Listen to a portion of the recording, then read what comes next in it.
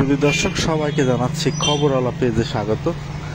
আমি যে বিষয়টা নিয়ে এখন কথা বলতে চাচ্ছি সেটা হচ্ছে আমাদের কুমারখালীর যে জলাবদ্ধতা। প্রতি বছরে কিন্তু বর্ষা মৌসুমে বিশাল করে একটি জলাবদ্ধতা সৃষ্টি হয় কুমারখালী জুড়ে। এই পৌরসভার মধ্যে, বিশেষ করে পৌরসভার মধ্যে একটি আধুনিক পৌরসভা এবং প্রথম শ্রেণীর পৌরসভার মধ্যে এমন জলাবদ্ধতা সৃষ্টি হয়।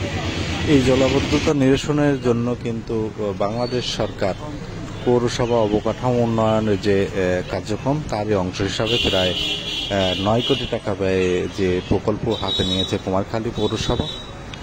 এটির কাজ ধীর গতি হওয়ার কারণে বর্ষা মৌসুমেও দেখা যাচ্ছে যে চরম কষ্ট পোহাতে হচ্ছে সাধারণ মানুষের এই বৃষ্টির পানি এবং অন্যান্য পানির যে জন্য।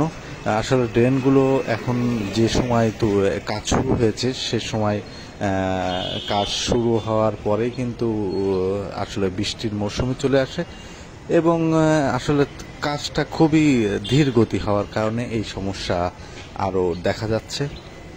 ইতিমধ্যে বেশ কিছুদিন ধরে আসলে কাজ থমকে রয়েছে, যার কারণে কিন্তু সাধারণ মানুষের এই জলাবদ্ধতা সৃষ্টি হচ্ছে, যার কারণে সাধারণ মানুষ খুবই কষ্টের মধ্যে দিন যাপন করতে হচ্ছে।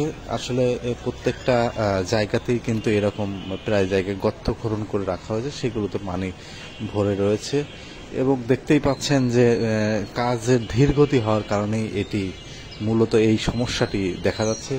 স্থানীয়দের সঙ্গে কথা বলে জানতে পেরেছি যে আসলে কাজের ঠিক মতো যদি তদারকি এবং ঠিক মতো যদি গতি না থাকে এমন কাজ আরও কতদিন লাগবে সেটি বলতে পারছে না।